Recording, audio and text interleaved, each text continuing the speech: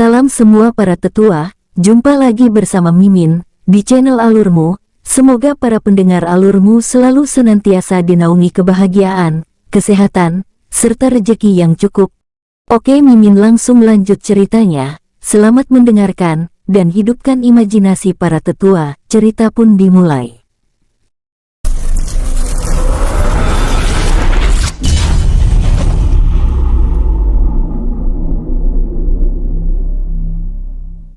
Di sebuah ruangan yang lumayan megah, jauh dari desa maupun kota, terdapat beberapa orang berjubah hitam menggunakan kerudung untuk menutupi kepalanya.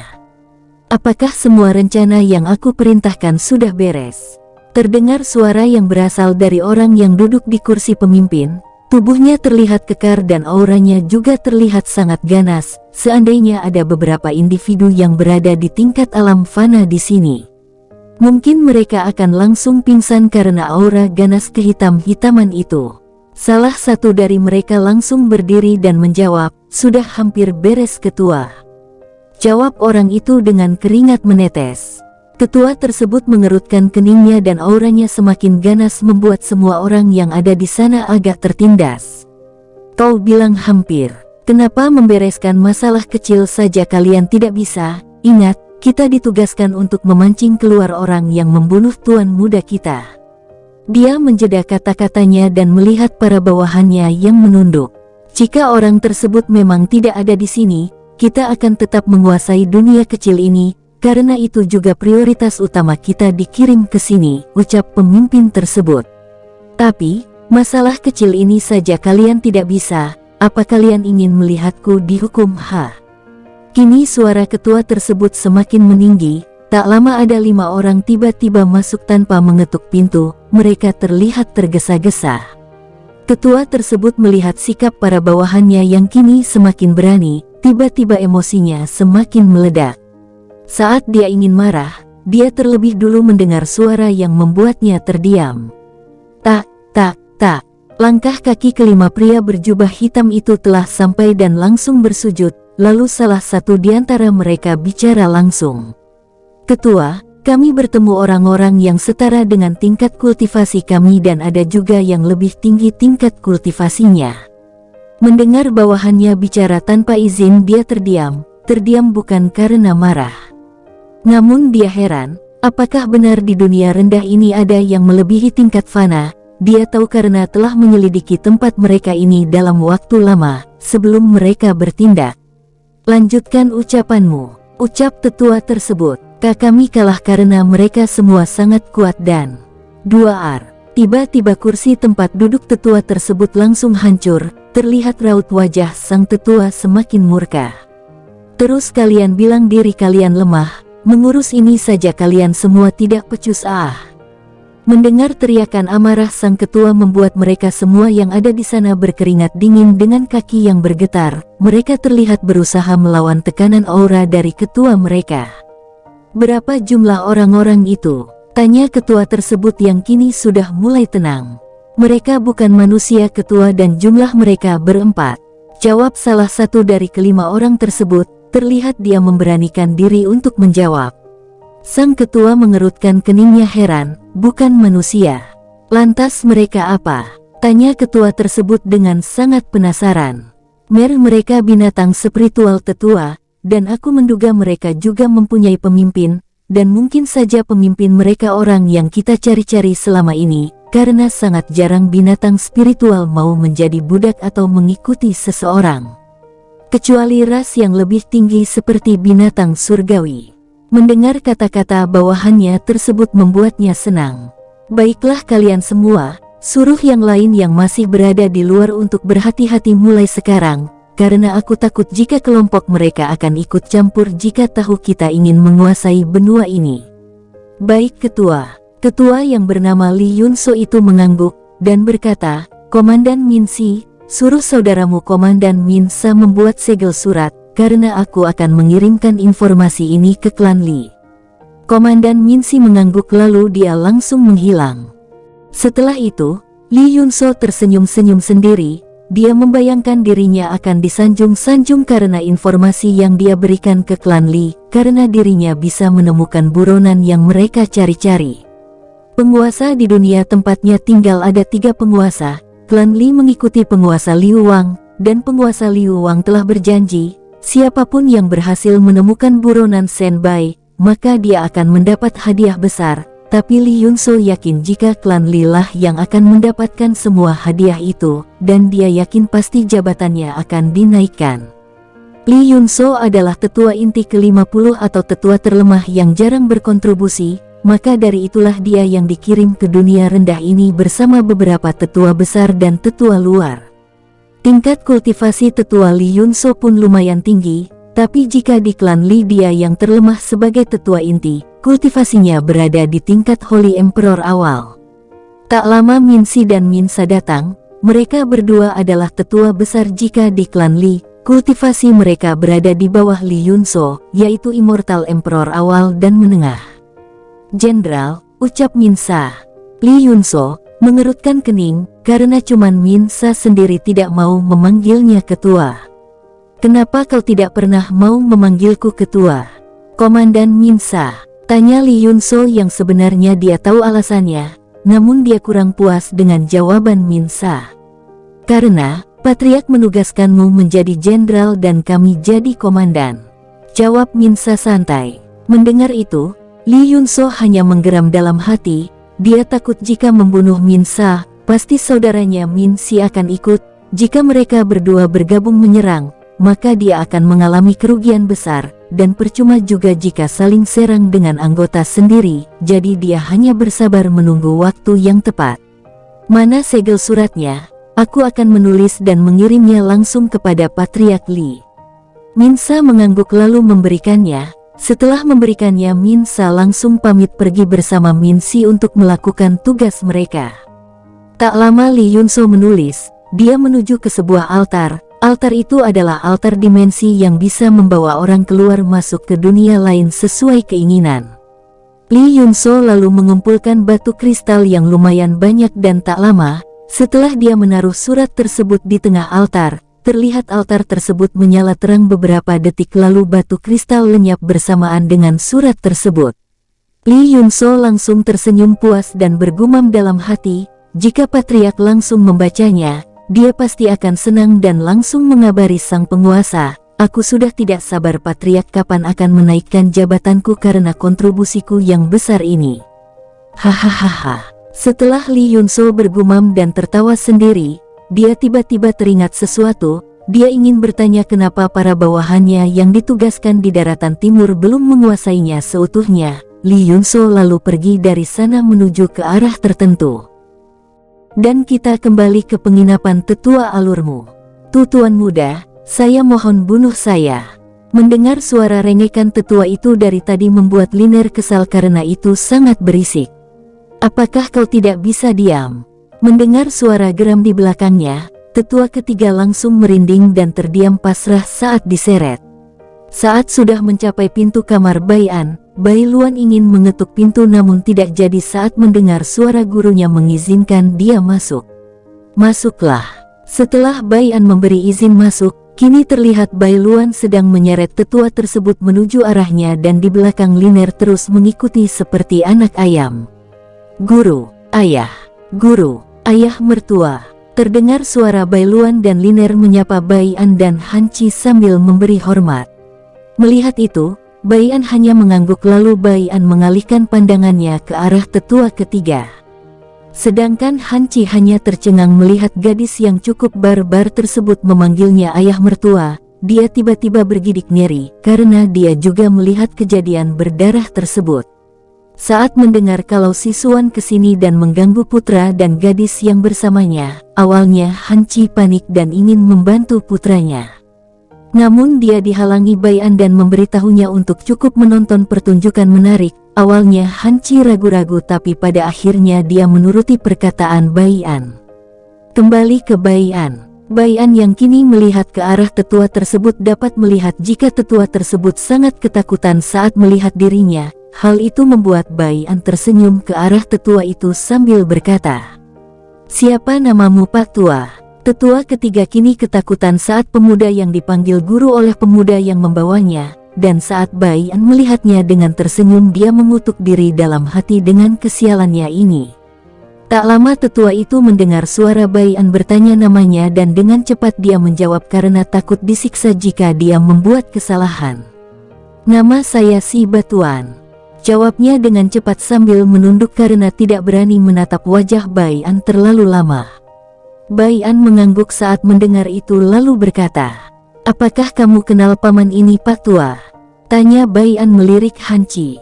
Saat mendengar itu, Siba mengangkat kepalanya dan melihat ke arah lirikan Bai An, dan dia kini tercengang melihat Hanci bersama orang-orang mengerikan, dan kini dia tersadar karena pemuda yang menyeretnya adalah Bai Luan, jadi pasti Hanci bersama mereka. Siba lalu bergumam dalam hati, bangsawan Si akan hancur cepat atau lambat karena salah memilih lawan. Tak ada yang dapat mendengar gumaman Siba kecuali Bai An, karena dia bisa membaca pikiran seseorang jika orang tersebut lebih lemah atau kekuatan jiwanya lemah. Bai An tersenyum saat mendengar itu. "Apa kau mengenalnya?"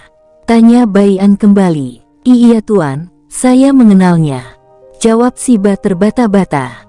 "Jika kau mengenalnya, berarti kau tahu di mana istrinya ditahan." Mendengar pertanyaan Bai An, Siba mengangguk. "Saya tahu Tuan, kebetulan tetua pengurus tahanan yang akan dijadikan budak saya kenal, dia adalah tetua kelima Si Cui," jawab Siba dengan cepat.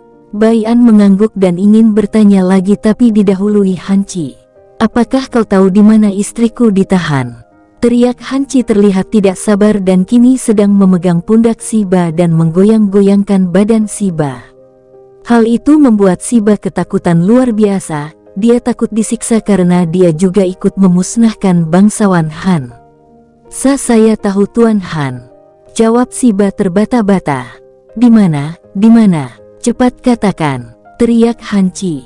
Bai An, Bai Luan, Yuer dan Liner hanya menonton saja. Terlihat di antara mereka tidak ada yang menghentikan Hanci.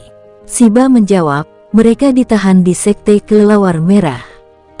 Hanci ingin membunuh Siba namun dihentikan langsung oleh Bai Luan. "Tenangkan dirimu ayah, jangan biarkan emosi mempengaruhimu," terdengar suara tegas dari Bai Luan yang membuat Hanci langsung tenang. Bai An langsung mengalihkan pandangan ke arah Siba yang kini terus-menerus menunduk tidak berani mengangkat wajahnya dengan tubuh bergetar. Rencananya Bai An ingin menjadikan Siba sebagai pion. "Paman Bai, apakah tak apa-apa jika Aner menjadikannya budak?" tanya Bai An melalui telepati. Tidak apa-apa, teknik segel budak tidak mempunyai efek samping, terlebih lagi orang di depanmu itu hatinya sangat jujur. Walaupun dia sering membunuh, kau bisa melihatnya sendiri bukan?" balas Senbai. Bai An mempunyai segel budak yang tidak mempunyai efek samping, ingatan mereka tetap ada, mereka tetap bisa berpikir seperti tidak terjadi apa-apa, hanya saja jika sang budak mencoba berkhianat, maka tubuh sang budak akan kesakitan yang sangat menyakitkan, sehingga mereka lebih memilih untuk mati, kecuali pemilik segel menghilangkan rasa sakit tersebut. Bai An kini masih merenung, beberapa saat dia langsung mengangkat wajahnya lalu melihat ke arah Siba. "Kesinilah Pak Tua," ucap Bai An kepada Siba. Mendengar itu semua heran dengan Bai An dan apa yang akan dia lakukan, karena mereka semua berpikir Bai An membutuhkan informasi dari Siba. Sehingga Bai An tidak membunuhnya. Tapi mendengar Bai An memanggil Siba tentu saja mereka bingung. Namun tidak ada yang bertanya tentang apa yang akan dilakukan Bai An, karena mereka yakin dengan rencana Bai An. Siba kini tubuhnya bergetar semakin keras, tapi dia tetap mengikuti perkataan Bai An. Terlihat setiap dia melangkah, kakinya selalu bergetar, dan kini dia sudah sampai di hadapan Bai An dengan terus menunduk. "Jangan takut, aku tidak akan menyiksa atau membunuhmu, jadi kau tenang dan jangan takut." Siba kini mulai agak tenang saat mendengarkan ucapan Bai An. "Apakah perkataan Anda itu benar Tuan?" tanya Siba agak ragu-ragu. "Benar, aku tidak akan membunuhmu, jadi kau tenanglah," jawab Bai An santai.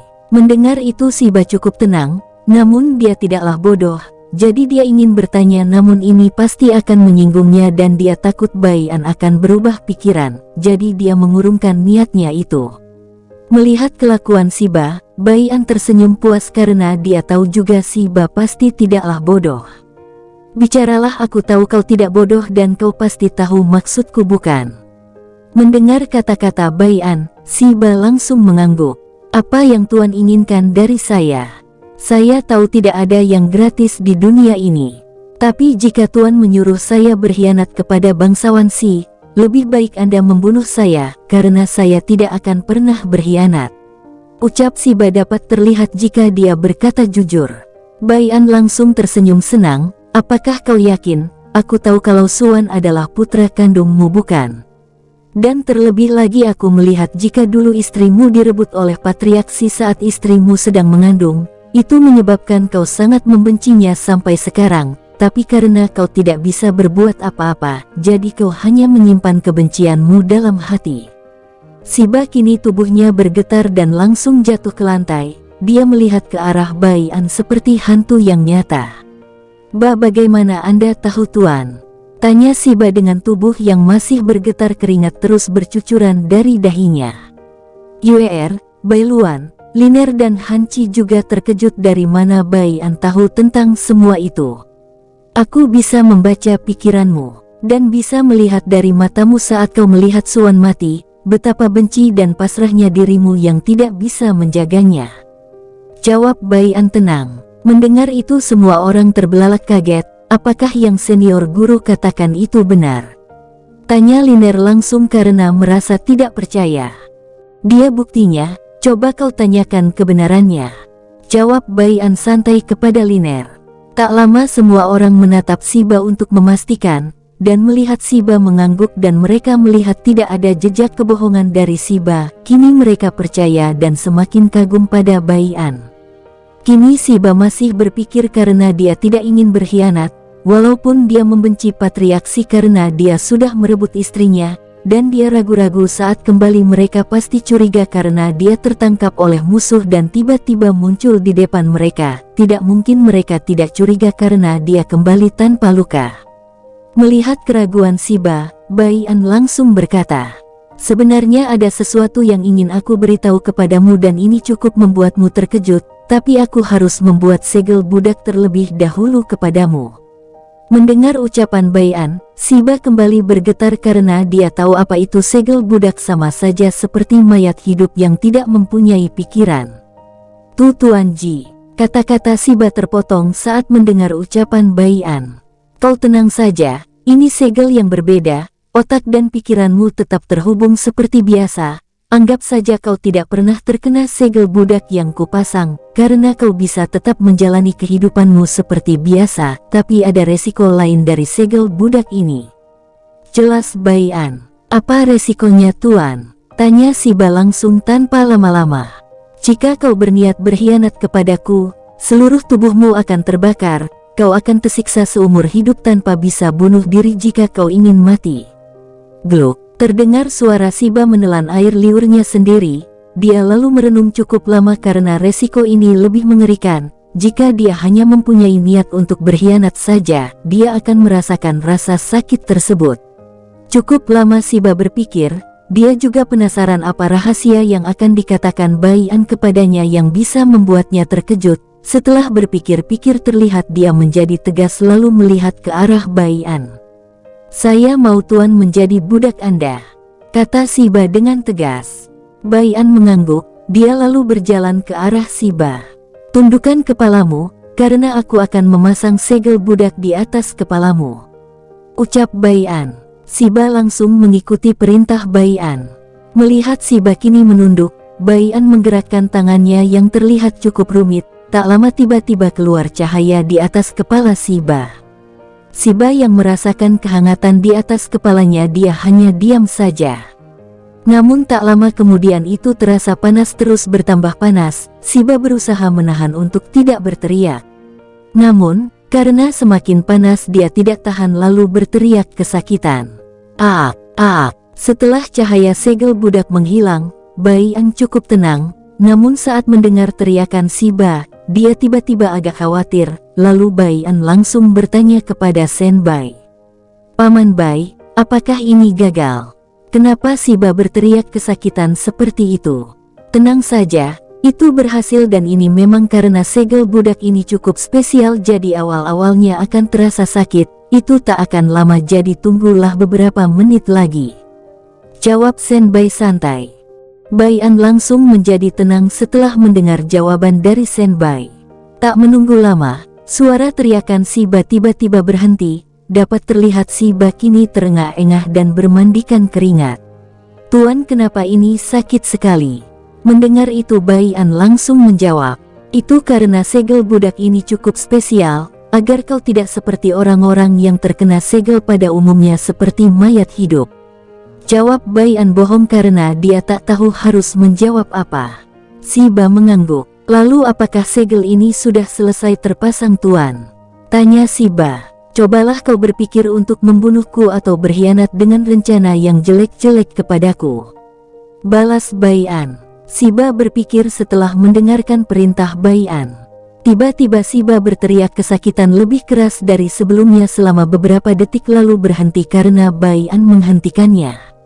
Shiba bergidik nyeri saat merasakan rasa sakit tersebut 10 kali lebih sakit dari yang tadi, walaupun hanya beberapa detik tapi masih terngiang-ngiang di kepalanya. Shiba kini menatap Bai An dengan malu-malu. Bai An yang melihat itu tahu apa maksud dari Shiba. Putra kandungmu sebenarnya bukan Suan, itu adalah putra dari patriaksi yang lahir dari wanita lain, bukan dari istrimu. Tubuh Shiba langsung bergetar hebat, dia pernah curiga akan hal itu tapi karena terlalu sayang kepada istri dan putranya, jadi Shiba tidak mau terlalu memikirkannya. Apakah perkataan Anda ini benar Tuan? Tanya Shiba terbata-bata. Benar, apa gunanya aku berbohong kepada orang-orangku sendiri? Jika aku berbohong maka orang-orangku pasti tidak akan percaya lagi kepadaku. Balas Bai An. Terus di mana putra kandung saya Tuan? Putramu sekarang berada di penjara dan yang memasukkan putramu ke penjara adalah patriaksi sendiri, saat putramu berumur 10 tahun. Mendengar kata-kata Bai An, kini Shiba makin heran, dari mana dia tahu sebanyak ini? Kau pasti heran bukan? Dari mana aku tahu? Tanya Bai An. Shiba langsung mengangguk cepat. Majulah. Mendengar itu Shiba langsung maju menuju Bai An. Setelah Shiba sampai, Bai An langsung memegang keningnya menggunakan jari telunjuk. Shiba yang keningnya disentuh diam tak melawan. Tak lama sebuah ingatan yang sangat banyak tiba-tiba muncul dari masa lalunya hingga sekarang. Setelah menerima ingatan tersebut kini Shiba mengepalkan tangannya erat-erat dan terlihat niat membunuh yang besar keluar dari tubuh Shiba saat tahu apa yang sebenarnya terjadi. Tenangkan dirimu, jangan menjadi bodoh karena terbawa emosi. Mendengar suara Bai An, kini Shiba langsung tersadar dan ingin bersujud namun sebuah aura menahannya. Jangan bersujud karena aku tidak suka itu. Mendengar suara tegas Bai An dan tidak gila hormat kini Shiba menjadi kagum dan tidak menyesal menjadi pengikut Bai An, tapi dia heran dari mana Bai An mendapat ingatan itu semua. Tuan, maaf jika saya lancang, tapi dari mana Anda mendapat semua ingatan itu? Darimu dan Suan tadi saat kau tadi berada di bawah aku langsung mengambil darah Suan dan kebetulan itu juga bercampur dengan darah patriaksi. Jadi aku membuka paksa dan mencoba mencari ingatan dari patriaksi walaupun dia masih hidup. Mendengar itu semua kini mengangguk paham, karena bukan cuman Shiba yang penasaran, namun Yuer, Bai Luan, Liner dan Hanci juga ikut penasaran. Baiklah Paman, apakah tidak apa-apa dengan Shiba mengikuti kita? Tanya Bai An kepada ayah Bai Luan karena dia tahu Hanci sangat membenci bangsawan Si. Hanci menggelengkan kepalanya. Tidak apa-apa Tuan Muda, karena dia jugalah aku hidup sampai sekarang. Seandainya bukan karena tetua Shiba, aku pasti sudah mati bersama istriku. Mendengar itu Bai An mengangguk, karena dia tahu juga itu dari ingatan yang dia dapatkan, dan cukup banyak informasi yang Bai An dapatkan, termasuk tentang orang-orang berjubah hitam. Lalu apa tugasku sekarang Tuan? Tanya Shiba. Tugasmu sekarang meningkatkan kekuatanmu terlebih dahulu malam ini, besok mungkin kekuatanmu bisa melonjak menjadi tingkat kaisar puncak. Mendengar itu, Shiba dan Hanci langsung tercengang dengan mulut terbuka lebar, Melihat hal itu membuat jadi bahan tertawaan bagi Liner. Dia tertawa keras hingga dia ditegur Bai Luan. Siba dan Han Qi langsung menunduk malu atas sikapnya itu. Tanpa menunggu lama, Bai An langsung mengeluarkan pil tingkat kuno dari cincinnya dan memberikannya kepada Siba. Gunakanlah pil ini, nanti Luaner yang akan membantumu untuk menyerap energi dan khasiat dari pil ini. Siba langsung mengambilnya. Dia heran dengan pil itu karena tidak terasa aura dan energi apapun dari pil tersebut, tapi dia tidak bertanya dan menuruti perintah dari Bai An. Siba dan Bai Luan langsung pergi ke kamar sebelah yang diikuti oleh Liner, yang terlihat selalu menempel. Kini tersisa Bai An, Yuer, Han Qi dan Shen Bai di kamar tersebut. Bai An langsung melirik Han Qi. "Paman, duduklah bermeditasi di sana. Nanti aku akan menyembuhkan dantian paman yang rusak." Tanpa basa-basi Bai An langsung bicara ke inti pembicaraan mereka. Han Qi langsung bersemangat, dia tak sabar menjadi kuat dan pergi membebaskan istri dan orang-orangnya yang tersisa. Setelah duduk, Bai An langsung duduk di belakang Han Qi dan memegang pundaknya. Tak lama Han Qi merasakan energi hangat dari aliran tangan Bai An. 3 jam berlalu. Duem, duem. Duem, terdengar suara ledakan teredam beruntun bersamaan energi yang menyebar ke segala arah dari sebelah kamar Bai An berada. Kini Han Qi telah pulih, dia bisa kembali berkultivasi, namun Bai An tetap mengalirkan energinya untuk membantu menaikkan tingkat kultivasi Han Qi. Beberapa saat setelah ledakan di kamar sebelah Bai An, kini terdengar suara ledakan teredam dari dalam tubuh Han Qi, disertai energi yang keluar ke segala arah. Duem, duem, duem. Suara ledakan terus terdengar secara beruntun, tak lama kemudian hening kembali. Dan singkat cerita, malam pun berganti pagi. Penginapan Bunga Mawar. Saat ini mereka semua berkumpul di ruangan Bai An. Bai An kini menatap Siba dan Han Qi. Dapat terlihat kalau kekuatan mereka berdua sudah cukup untuk membebaskan istri Han Qi dan membantai sekte kelelawar merah. Kekuatan Siba kini berada di Kaisar Puncak yang setara dengan Patriaksi dan kakaknya, dan kekuatan Han Qi kini berada di Kaisar Akhir yang sedikit dorongan lagi akan mencapai Kaisar Puncak. "Siba, apakah kau sudah paham dengan rencanaku?" tanya Bai An memastikan. Mendengar pertanyaan dari Bai An dengan cepat Siba menjawab, "Sudah Tuan Muda, saya pasti akan menjalankan rencana Anda dengan baik." Baguslah. Kalau begitu jalani dulu rencana pertama, pergi bersama Paman Han ke Sekte Kelelawar Merah, untuk membebaskan istri Paman Han dan yang lain. Jangan lupa bunuh semua orang yang tidak mau mengikutimu." "Baik Tuan Muda," jawab Siba tegas. Setelah mengobrol sebentar, Siba dan Han Qi langsung berpamitan dan melesat keluar dengan hati-hati agar tidak ketahuan oleh mata-mata bangsawan Si yang dari semalam memata-matai mereka dari jarak jauh. "Anggege, apakah kita akan menunggu mereka datang? Atau pergi ke tempat mereka?" ucap tanya Yuer tiba-tiba dengan wajah dinginnya. Bai An mendengar itu mengerutkan kening, karena dari semalam Yuer terdiam. Tapi Bai An tidak mau terlalu memikirkan hal tersebut. "Kita akan langsung ke tempat saudara Pixiu dan Huang Feng." Mendengar jawaban Bai An, tentu mereka bertiga mengerutkan keningnya heran. "Guru, kenapa kita tidak membantu ayah membantai mereka semua?" tanya Bai Luan karena heran dengan rencana gurunya. "Bukankah kalian dengar rencanaku dengan Siba tadi?"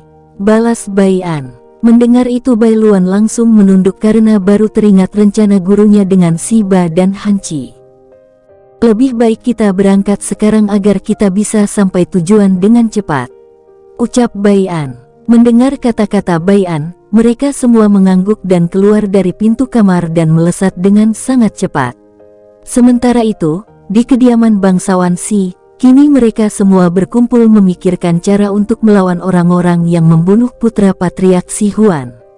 Setelah mendapat informasi dari orang-orang yang menonton, Si Huan awalnya tak percaya, dan mencoba mencari informasi ke orang-orang lain yang ikut menonton, tapi mereka juga mengatakan hal yang sama. Kini Si Huan sedang memikirkan rencana apa yang akan dia lakukan. Dari cerita yang dia dapatkan, dapat Si Huan simpulkan, jika gadis yang membunuh putranya jauh lebih kuat darinya, dia berpikir, apakah dua orang yang membunuh putra serta menangkap tetua ketiga bukan dari dunia rendah ini? Saat Si Huan memikirkan hal itu, tiba-tiba tubuhnya bergidik nyeri. Jika anak muda tersebut datang ke tempatnya, sudah dipastikan mereka akan binasa. Karena Si Huan tak bisa mencari jalan keluar, dia langsung melirik ke arah tetua pertama. Tetua pertama, tolong suruh orang untuk memanggil kakakku, karena ini masalah yang sangat serius. Kita tidak bisa menghadapinya, dan hanya kakakku saja yang banyak ide untuk menghadapi orang-orang yang berada di penginapan mawar. Ucap Si Huan dengan sangat cemas. Baik Patriark. Dengan cepat tetua pertama menjawab lalu menyuruh orang kepercayaannya untuk memanggil Si Zuan, yaitu kakak dari Si Huan. Tak lama setelah kepergian bawahan tetua pertama, kini dia kembali dengan Si Zuan. Bagaimana? Apakah kau sudah mendapatkan informasi tentang orang yang membunuh putramu? Tanpa basa-basi Si Zuan langsung bertanya dari pintu masuk. Mendengar itu Si Huan melirik ke arah pintu masuk dan mendapatkan kakaknya yang bertanya. Si Huan langsung berdiri menyambut kakaknya. Lalu Si Huan menceritakan semua yang dia ketahui kepada Si Zuan. Saat mendengar itu ekspresi Si Zuan semakin mengerutkan keningnya, dan kini dia pusing memikirkan hal itu. Hanya orang-orang berjubah hitamlah yang dapat membantunya, dan dia berpikir, apakah orang-orang berjubah hitam ini ada kaitannya dengan orang-orang yang ada di penginapan tersebut? Karena sangat jarang, bahkan tidak ada orang yang tinggal di dunia rendah ini mempunyai tingkat kultivasi melebihi alam fana, kecuali orang berjubah hitam. Si Zuan tahu jika orang berjubah hitam itu bukan dari dunia ini, karena satu orang saja membuatnya sangat tertindas oleh tekanan auranya. Jadi Si Zuan sadar, jika tingkatan mereka dibanding dengannya bagaikan bumi dan langit. Saat Si Zuan membiarkan otaknya berkelana untuk berpikir, tiba-tiba datang seorang tetua yang ditugaskan dalam mengintai. Lapor Patriark, Patriark Agung. Ucap tetua luar tersebut langsung berlutut memberi hormat. Si Zuan langsung tersadar dari lamunannya dan melirik ke arah tetua luar tersebut bersama Patriark Si Huan dan yang lainnya. Patriark Si Huan mengangguk lalu mengangkat tangannya tanda menerima hormat tetua tersebut. Apa yang ingin kamu laporkan? Apakah ini tentang orang-orang yang berada di penginapan? Tanpa basa-basi Si Huan langsung bertanya.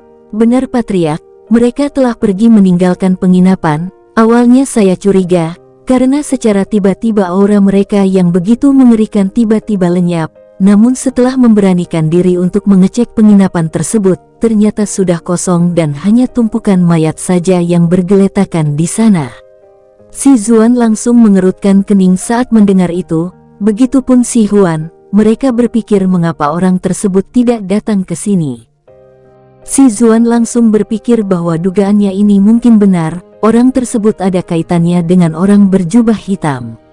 Sedangkan Si Huan berpikir berbeda, apakah mereka takut dengan bangsawan Si? Itulah yang ada dalam benaknya. Huan, mungkin orang-orang tersebut ada kaitannya dengan orang-orang berjubah hitam, dan jika dugaanku ini benar, aku sendiri yang akan pergi mengeceknya, dan aku akan memberitahu orang-orang berjubah hitam. Tanpa menunggu jawaban dari Si Huan, Si Zuan langsung pergi. Mendengar perkataan kakaknya kini Si Huan tercengang, jika benar maka bangsawan Si akan musnah. Memikirkan hal itu membuat tubuh Si Huan bergidik ketakutan. Si Huan langsung menyuruh orang-orang untuk memperketat penjagaan. Setelah memberi perintah, Si Huan langsung pergi meninggalkan tempatnya. Dan kita bergeser di daratan tengah. Saat ini terlihat 3 pemuda baru selesai membantai sebuah sekte menengah. Sekte menengah tersebut sekte aliran netral, tapi mereka bekerja untuk orang-orang berjubah hitam. Terlihat satu orang berjubah hitam terikat oleh sebuah benang yang terbuat dari ki yang sangat tipis. Dia terus-menerus melotot ke arah ketiga pemuda yang kini berada di depannya. Seseorang lagi berada di samping orang berjubah hitam. Dia adalah patriark sekte menengah tersebut yang kini hanya menunduk atas penyesalan yang dia lakukan, hanya demi kekuatan dia berkhianat. Kini sektenya telah hancur dan semua tetuanya telah mati mengenaskan akibat ulahnya sendiri yang telah dibutakan kekuatan tersebut, tapi dia agak bersyukur karena banyak murid-muridnya yang dibiarkan hidup dan dilepaskan. Lepaskan aku bajingan, atau ketua kami akan turun tangan memburumu. Walaupun tingkat kultivasimu setara dengan komandan kami, tapi ketua kami jauh lebih kuat darimu, jadi cepat lepaskan aku. Ucap orang berjubah hitam tersebut dengan suara angkuh mengancam. Hoho, apakah benar komandanmu setara denganku? Tanya Lang Zai. Dia dan Chen Tian yang turun tangan membantai sekte tersebut, dan untuk Long Yuan hanya menonton, jadi orang berjubah hitam hanya tahu tingkat kultivasi Lang Zai dan Chen Tian saja. Aku jadi tidak sabar ingin melawan ketuamu itu. Tambah Lang Zai lagi sambil sedikit tersenyum dingin. Orang lemah sepertimu yang hanya tingkat Holy Monarch ingin melawan ketua kami yang berada di Holy Emperor. Jangan bermimpi. Kau hanya seekor tikus yang ingin melawan kucing. Balas orang berjubah hitam tersebut dengan nada mengejek. Hoho, saudara Yuan, ada yang setara denganmu, ini bagus, ayo kita ke markas mereka. Ucap Lang Zai dengan penuh semangat. Long Yuan hanya menggelengkan kepalanya mendengar ucapan Lang Zai lalu membalas. Jangan gegabah, kita ke tempat saudara Hei Long terlebih dahulu. Baru hubungi tuan muda kita meminta izin ke markas mereka, apa diberikan izin atau tidak. Balas Long Yuan. Tapi kita belum tahu di mana lokasi markas mereka, coba kau cari tahu dari dia. Ucap Long Yuan melalui telepati. Lang Zai mengangguk dan menatap patriark sekte menengah tersebut dengan sedikit tersenyum. Ampun tuan, ampun. Ucap patriark tersebut dengan tubuh bergetar saat melihat tatapan Lang Zai. Hoho, tenanglah, aku tidak akan menyakitimu. Tapi apakah kau tahu perbuatanmu ini? Tanya Lang Zai. Mendengar itu patriark tersebut mengangguk pasrah untuk dibunuh, karena dia sadar atas perbuatannya yang menumbalkan banyak bayi dan gadis perawan hanya untuk kekuatan. Melihat itu Lang Zai langsung mengayunkan tangannya dan tercipta energi berbentuk pedang dari elemen angin yang langsung melesat dengan cepat ke arah patriark tersebut. Klakek. Buuk, suara kepala terjatuh lalu menggelinding dengan darah yang terus keluar dari badan patriark sekte tersebut. Orang berjubah hitam yang terkena cipratan darah patriark Lo Chan kini bergidik ketakutan melihat itu. Keangkuhannya kini berganti dengan tubuh bergetar hebat saat melihat kepala patriark tersebut menggelinding. Dia kini menatap Lang Zai seperti melihat hantu. Jangan bunuh aku tuan, ucapnya. Lang Zai tersenyum dingin melihat orang di depannya ini yang tadi angkuh, kini langsung ciut karena hanya melihat kepala terpisah dari badannya. Hoho, baiklah, jika kau tidak ingin dibunuh, beritahu aku di mana tempat markas kalian, kalau kau menuruti keinginanku, aku akan melepaskanmu. Ucap Lang Zai dengan senyum dingin di wajahnya. Mendengar itu, pria berjubah hitam itu ragu-ragu sesaat, karena jika markasnya diketahui mereka, sudah dipastikan markasnya pasti akan diserang, tapi dia ingat tingkat kultivasi tuanya sangat kuat, jadi tanpa pikir panjang dia memberitahu markasnya, walau dia tahu resiko jika membocorkan tempat tersebut akan dibunuh. Tapi dia tidak terlalu memikirkannya karena dia punya segudang alasan untuk mengelak kepada para komandan dan ketuanya. Baik tuan, markas kami berada di wilayah timur laut. Di sana ada sebuah pulau kecil tak berpenghuni, di sanalah kami tinggal, dan jarang ada orang bisa menyeberangi laut yang ganas tersebut, sehingga kami memilih tempat tersebut. Ucap pria berjubah hitam tersebut.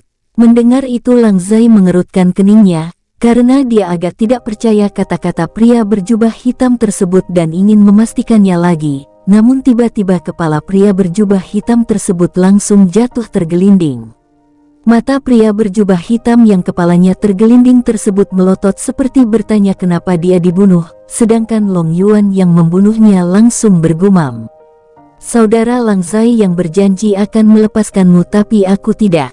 Mendengar Long Yuan bergumam Lang Zai mengangguk, tapi heran mengapa pria tersebut dibunuh karena dia belum mendapat informasi pasti. Kenapa kau membunuhnya langsung saudara Yuan? Kita belum tentu bisa percaya akan kata-katanya tadi. Tanya Lang Zai. Dia berkata jujur karena dapat terlihat dari matanya yang rela berkhianat demi kehidupannya sendiri. Jawab Long Yuan. Mendengar jawaban Long Yuan, Lang Zai hanya mengangguk saja walau masih penasaran, tapi itu tidak terlalu penting menurutnya, jadi dia tidak bertanya lagi. Lang Zai melihat sekelilingnya terlihat banyak sekali mayat bergeletakan di sana-sini, dan dia melihat Chen Tian tidak berada di sisi Long Yuan. Di mana Tianer saudara Yuan? Aku melihatnya masuk ke dalam sana. Aku pikir Tianer ingin menjarah semua harta sekte ini, ucap Long Yuan menjawab pertanyaan Lang Zai. Tapi Tianer belum mempunyai cincin penyimpanan, terus bagaimana caranya dia ingin menjarah semua harta tersebut? Tanya Lang Zai yang begitu heran. Long Yuan langsung menepuk keningnya sendiri, dia lupa memberikan cincin penyimpanan kepada Chen Tian. Aku lupa memberikannya cincin penyimpanan yang Tuan Muda suruh, ucap Long Yuan sambil tersenyum kecut. Tak lama kemudian terlihat seorang pemuda kekar keluar dari pintu dengan membawa kotak besar seperti kotak peti mati, dan itu sekitar 5 kotak yang dia tumpuk-tumpuk hingga menjulang tinggi di atas punggungnya. Dia juga memegang kotak tidak terlalu besar di lengan kanannya. Pemuda itu Chen Tian yang terlihat biasa saat membawanya. Long Yuan dan Lang Zai terkekeh kecil saat melihat kelakuan Chen Tian. Chen Tian melihat mereka terkekeh hanya mendengus, karena tahu apa yang mereka tertawakan itu dirinya. Guru, cincin penyimpanan para tetua yang aku bunuh terlalu kecil, tidak muat untuk membawa semua barang-barang ini, dan masih banyak juga tersisa di dalam. Aku ingin menguras habis semuanya tanpa tersisa satu perak pun, jadi mana cincin yang Aner titipkan dulu kepadamu? Ucap Chen Tian meminta sambil menyodorkan tangannya ke arah Long Yuan. Long Yuan dan Lang Zai hanya tercengang saat mendengar kata-kata Chen Tian. Betapa rakusnya anak ini, gumam Long Yuan dan Lang Zai secara bersamaan dalam hati. Tak lama Long Yuan memberikan cincin tersebut, Chen Tian mengeluarkan seluruh isi cincin yang ada pada tetua dan harta yang sempat dia masukkan tadi lalu memindahnya ke cincin pemberian Long Yuan. Beberapa saat berlalu setelah Chen Tian menguras semua harta yang berada di dalam sekte, dan mengambil cincin penyimpanan setiap tetua dan murid yang mati. Kini Chen Tian kembali ke tempat Long Yuan dengan wajah bahagia. Ayo kita pergi guru. Di sini sudah tidak ada barang yang berharga, ucap Chen Tian dengan senyum lebar ke arah Long Yuan. Long Yuan hanya mendengus, sedangkan Lang Zai terkekeh, lalu mereka langsung melesat pergi dengan santai menuju arah ibu kota tempat Hei Long berada. Dan kita pindah tempat ceritanya tetua alurmu. Saat ini, ayah Bai An dan Siba telah melakukan rencana yang telah Bai An instruksikan kepada mereka berdua. Terlihat Han Chi sedang menunggu orang-orang yang Bai An maksud untuk membantunya memusnahkan sekte kelelawar tersebut.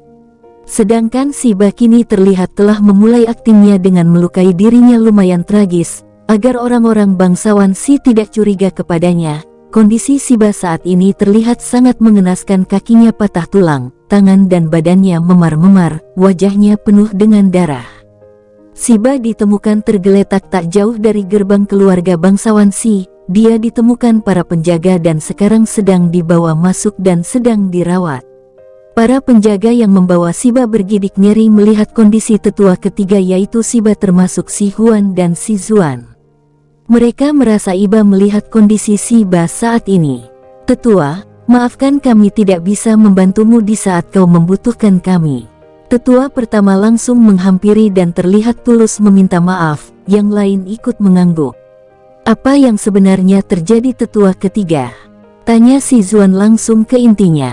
Mendengar itu, Siba langsung menceritakan semua kejadian dari Si Zuan datang bersamanya mengganggu dan menginginkan wanita mengerikan tersebut.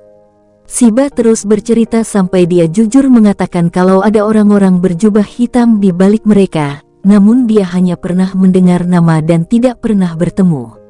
Setelah mereka mendengar orang-orang berjubah hitam tersebut, tiba-tiba mereka semua menghilang entah kemana, namun aku bersyukur tidak dibunuh. Ucap Siba menceritakan semua yang dia tahu dengan jujur. Mendengar itu, Si Zuan dan Si Huan mengangguk. Mereka tidak marah jika hanya memberitahu sedikit tentang orang berjubah hitam dan Siba juga tidak terlihat berbohong hingga mereka percaya. Setelah mendengar semua cerita Siba, Si Huan menyuruh salah satu dari mereka membawa Siba untuk diobati dan tetua pertama dengan suka hati membantu. Kakak, Apakah kita percaya semua kata-kata tetua ketiga? Tanya si Huan setelah si Ba pergi. Kata-katanya itu jujur, tidak ada sedikit pun kebohongan dari ucapannya, dapat ku pastikan dari matanya. Tegas si Zuan. Lalu bagaimana kita menghadapi masalah ini? Aku takut jika mereka kembali lagi. Balas si Huan dengan jejak khawatir di wajahnya. Kamu tenanglah, aku akan langsung pergi untuk meminta tolong kepada orang-orang berjubah hitam. Mereka pasti akan langsung membantu kita karena ini masalah yang sangat serius dan kita tidak mampu menghadapinya. Ucap si Zuan. Setelah berbicara dengan si Huan tentang masalah yang akan mereka hadapi, si Zuan langsung pergi untuk menemui orang-orang berjubah hitam ke ibu kota.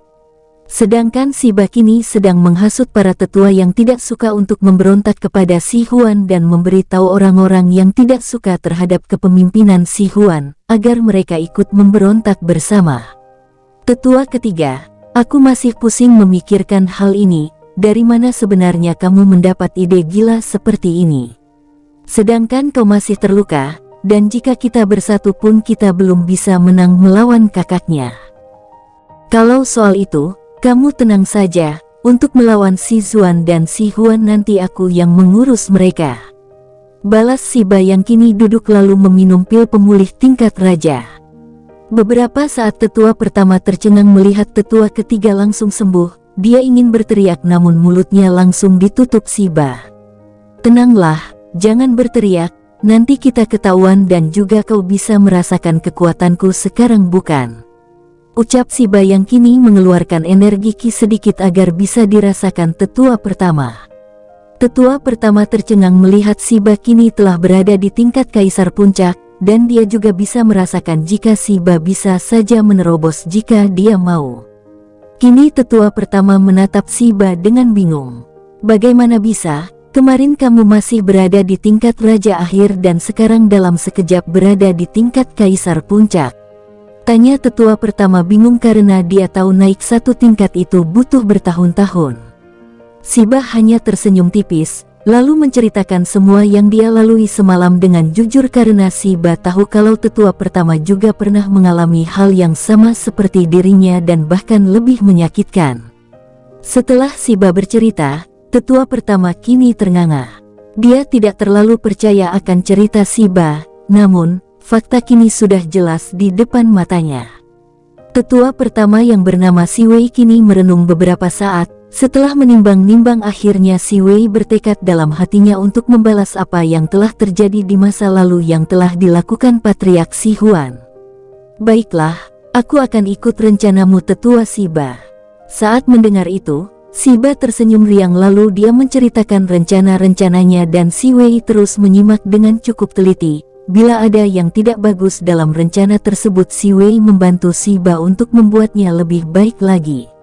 Setelah itu mereka berpisah, kini Si Wei akan pergi untuk memberitahu orang-orang klan Si yang tidak sejalan dengan Si Huan, dan Si Ba tetap melakukan akting yang terlihat agak baru sembuh dari lukanya.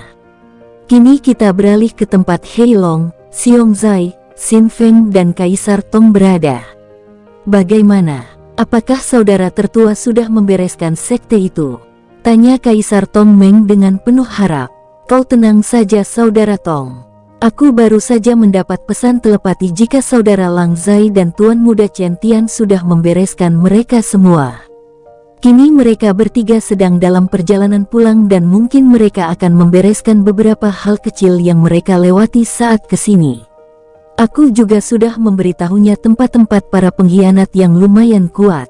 Mendengar penjelasan Hei Long, kini Kaisar Tong Meng cukup puas karena dia mendapat informasi dari Zhou Zhou di mana tempat-tempat orang berjubah hitam singgah dan menyusun rencana. Jadi dari itu Kaisar Tong Meng meminta bantuan Hei Long untuk memberitahu Long Yuan, Lang Zai dan Chen Tian untuk melewati tempat-tempat yang sudah ditunjukkan dan menghancurkan mereka. Baru saja mereka membicarakan tentang Long Yuan dan yang ikut bersamanya, kini seorang datang melapor, dia tidak lain adalah Zhou Zhou. Yang mulia, dan saudara sekalian aku baru saja mendapat laporan jika saudara tertua baru saja memusnahkan sekte Gunung Angin beserta isinya lenyap abis seperti ditelan bumi. Mendengar laporan Zhou Zhou awalnya mereka senang, tetapi mereka juga bingung apa yang dimaksud isinya lenyap. "Saudara Zhou Zhou, apa maksudmu isinya lenyap?" tanya Heilong secara langsung. Mendengar itu, Zhou Zhou agak tersenyum pahit lalu berkata, "Semua harta di sana lenyap beserta cincin-cincin orang yang telah mati pun telah lenyap habis, tidak ada satu perunggu atau satu perak pun tersisa di sana." Mendengar itu mereka semua tercengang sebentar, lalu mereka dengan cepat menyetabilkan diri agar wibawa mereka tidak hilang. Namun Zhou Zhou dapat melihat hal itu dan itu membuatnya terkekeh. Dia juga mengalami hal itu saat mendengarnya dari para bawahannya yang pintar dalam hal mencari informasi. "Apakah perkataanmu benar, saudara Zhou?" tanya Kaisar Tongmeng. "Benar, Yang Mulia. Awalnya aku pun juga mengalami hal yang sama seperti kalian saat mendengar hal itu. Tapi itu memang kenyataannya," balas Zhou Zhou. "Siapa yang melakukan hal ini? Apakah sifat dari saudara Long Yuan dan Lang Zai berubah jadi gila harta?" Gumam Xiong Zai yang dapat didengar oleh semua orang. Saat memikirkan itu, Zhou Zhou langsung berpendapat bahwa mungkin Tuan Muda Chen Tian lah yang melakukannya.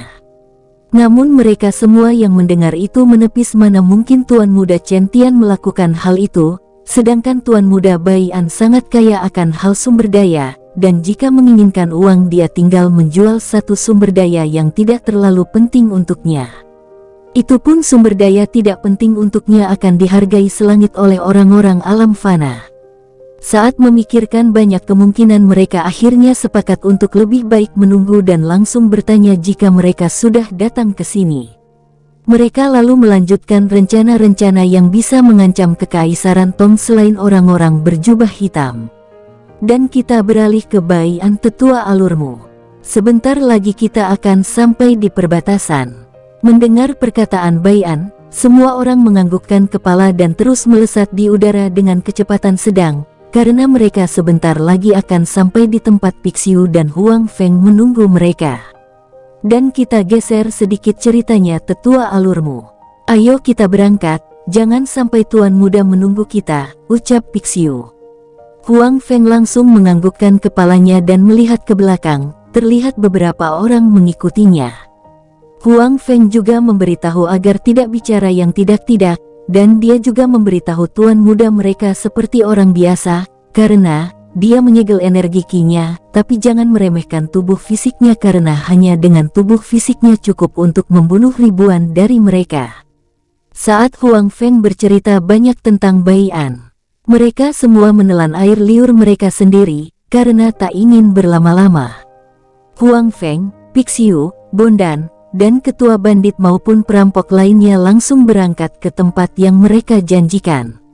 Saat Pixiu telah sampai, dia menghela nafas lega karena Bai An belum sampai. Dia takut jika Bai An sampai duluan dan menunggu mereka. Jika itu terjadi, maka dia akan malu pada dirinya sendiri karena tidak bisa menjalankan tugas dengan baik. Begitupun dengan Huang Feng, dia juga terlihat menghela nafas lega. Beberapa menit setelah mereka sampai, mereka merasakan aura Tuan Muda mereka. Walaupun sudah disegel, mereka tetap merasakan aura yang cukup menekan. Sedangkan untuk Bondan dan yang lainnya tidak dapat merasakannya, karena mereka masih di alam fana. Kush, kush, kush, kush. Terlihat Bai An yang disusul Yuer, lalu Bai Luan dan Liner. Mereka mendarat di depan Pixiu, Huang Feng, dan yang lainnya. "Tuan Muda," terdengar mereka semua berseru serempak menyambut Bai An. "Jangan terlalu berlebihan saudara Pixiu, saudara Huang, kita semua adalah saudara," balas Bai An tersenyum membuat orang-orang yang dibawa Pixiu dan Huang Feng terpana karena ketampanan Bai An. Mereka belum menyadari jika tiga orang yang bersama Bai An juga sungguh tampan dan cantik seperti seorang dewi. Huang Feng dan Pixiu tersenyum canggung, lalu melirik ke arah Bai Luan yang terlihat sangat muda dan tingkat kultivasinya cukup mengerikan, dan mereka langsung sadar jika anak tersebut adalah Bai Luan, murid dari Bai An yang pernah diceritakan lewat pesan suara. Menyadari tatapan kedua saudaranya itu, Bai An tersenyum karena lupa memperkenalkan mereka. "Oh ya saudara Pixiu dan Huang, ini adalah Bai Luan muridku yang pernah aku ceritakan," Kalau yang ini namanya Su Yue, dia adalah calon istriku dan yang terakhir itu murid dari saudara Lang Zai, Sen Linlin.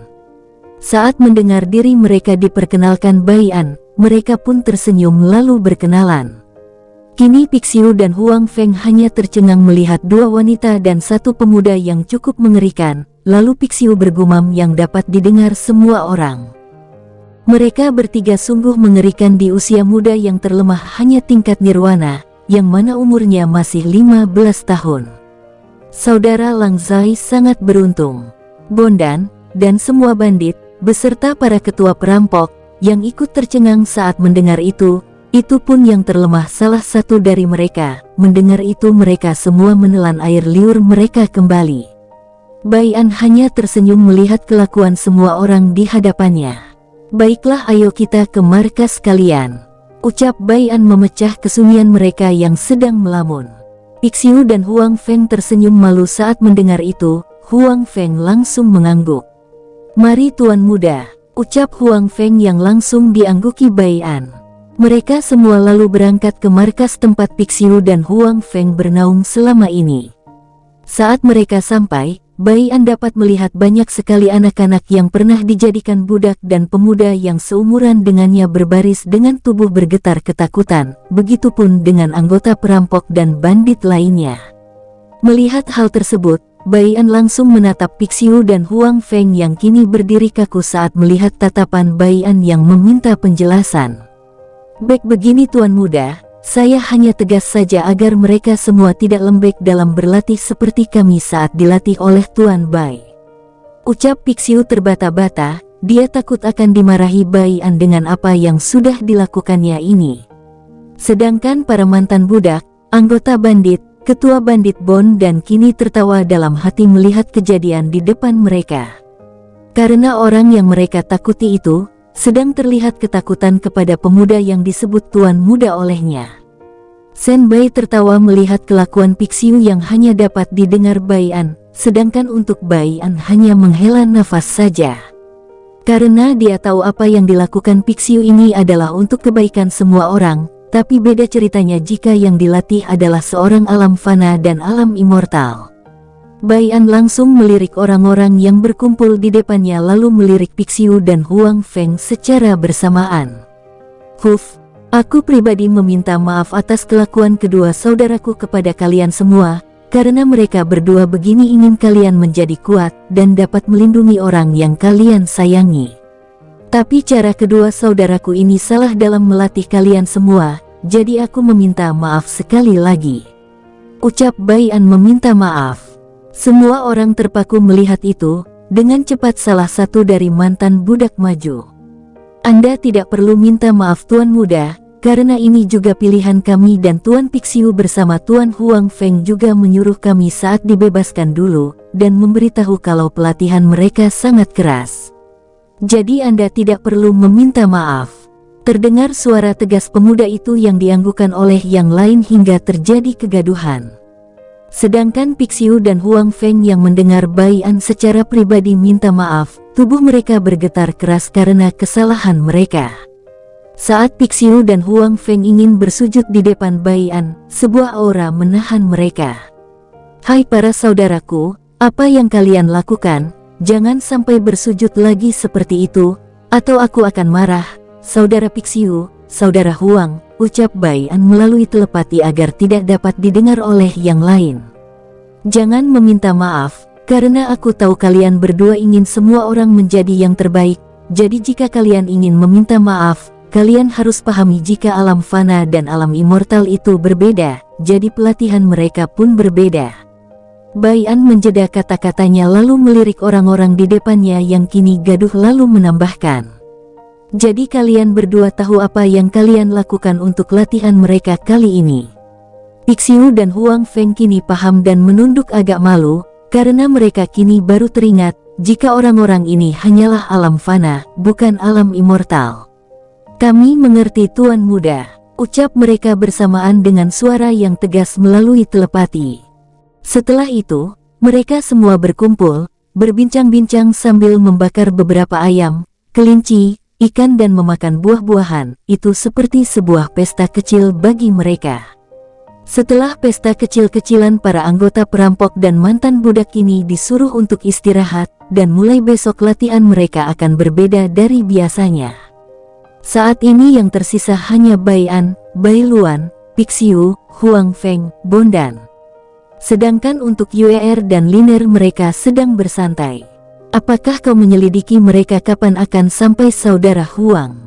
Bai An secara tiba-tiba bertanya saat mereka baru berkumpul kembali. Huang Feng kini beralih melirik Bondan. Bondan langsung mengangguk.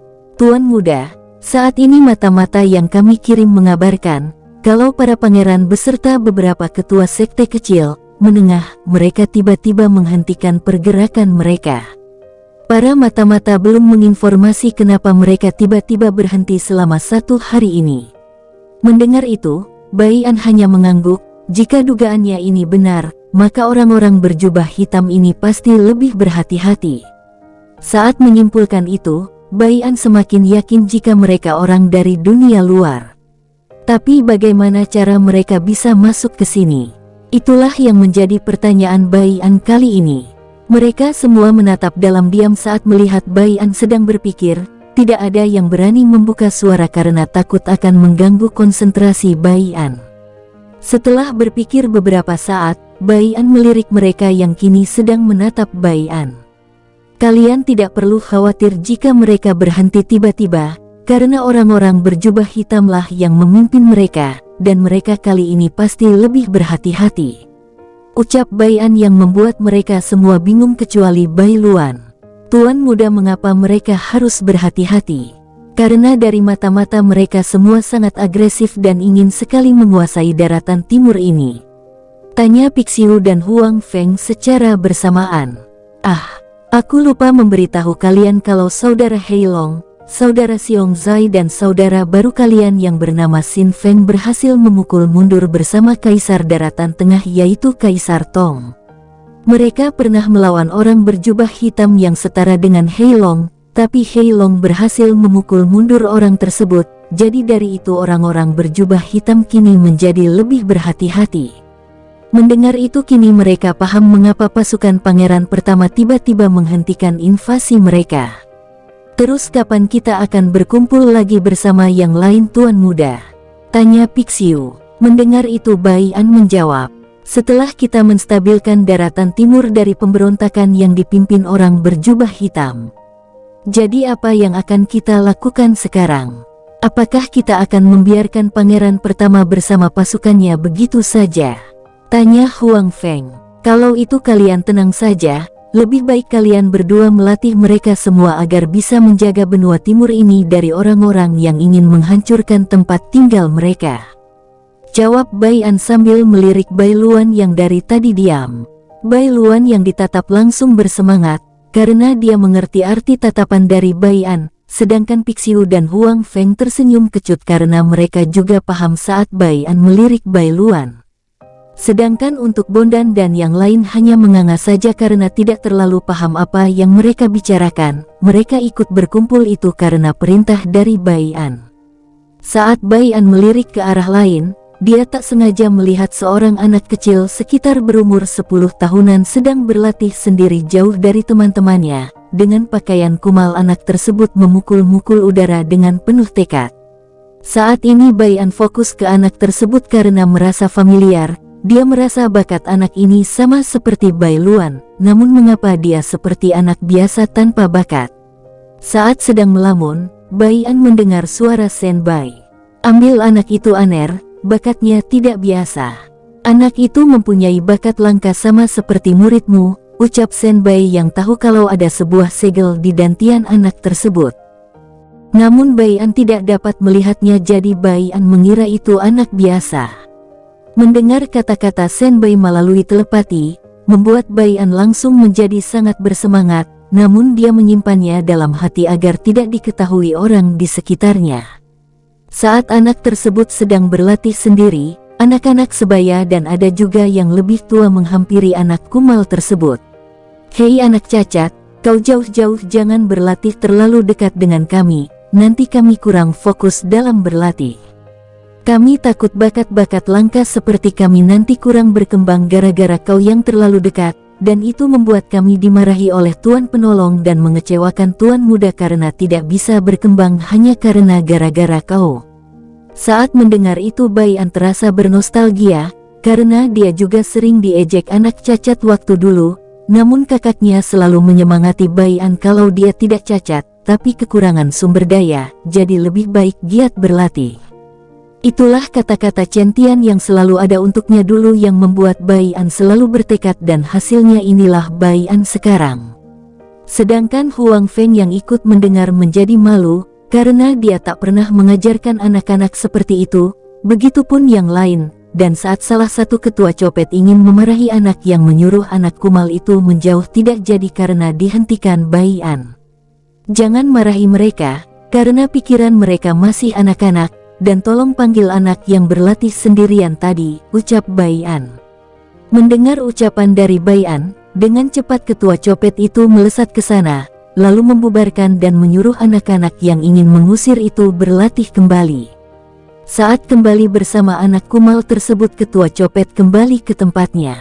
Kini anak tersebut berdiri menunduk di hadapan Bai An. "Siapa namamu adik kecil?" tanya Bai An yang dapat melihat jika anak tersebut agak takut kepadanya. "Jangan takut, aku tidak akan memarahi atau mengusirmu seperti teman-temanmu tadi," ucap Bai An menambahkan.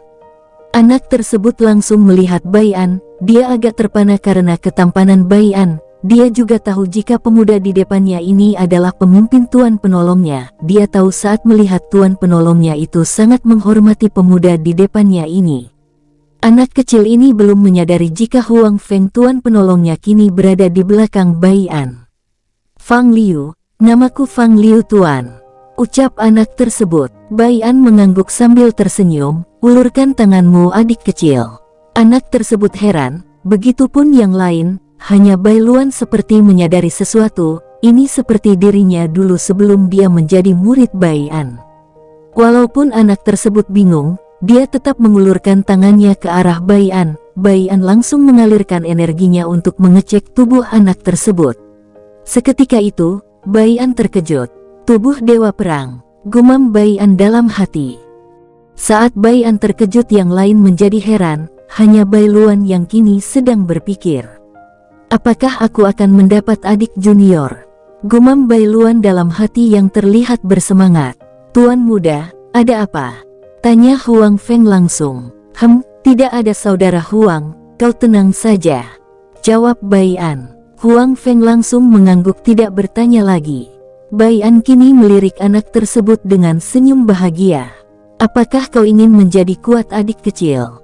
tanya Bai An yang membuat orang-orang heran termasuk Fang Liu itu kini terpaku saat mendengar perkataan Bai An. Hanya Bai Luan kini bahagia karena dugaannya ternyata benar. Kini dia memiliki adik junior.